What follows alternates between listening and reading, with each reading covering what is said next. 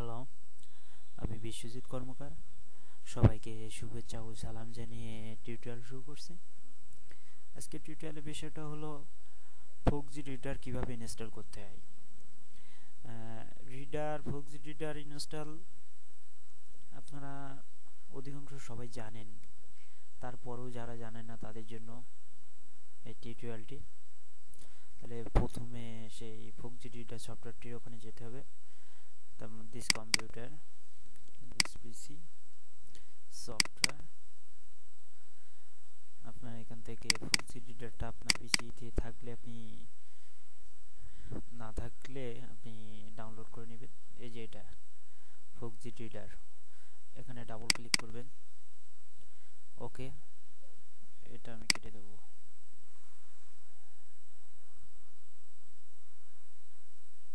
ওকে, আমার কিন্তু ইনস্টল হয়ে গেছে। এবার যেহেতু ইনস্টল হয়ে গেছে, তাহলে এবার যে কোনো একটা পিডিএফ আর কি রিডার ওপেন করতে হবে। তো ফোকজি রিডারটা ওপেন করছি। এখান থেকে এই যে ফোল্ডারেও যাবেন, এখান থেকে আপনার যে পিডিএফগুলো আছে পিসিতে যেগুলো আপনি পড়তেছেন, এগুলো এখান থেকে সিলেক্ট করে, এরকম একটা আমার নাই বলে আমি করতে পারছি না, এরকম একটা সিলেক্ট করে ওপেন করবেন, হয়ে যাবে। আজকের টিউটোরিয়াল এ পর্যন্ত। সবাই ভালো থাকেন, সুন্দর থাকেন, সুস্থ থাকেন।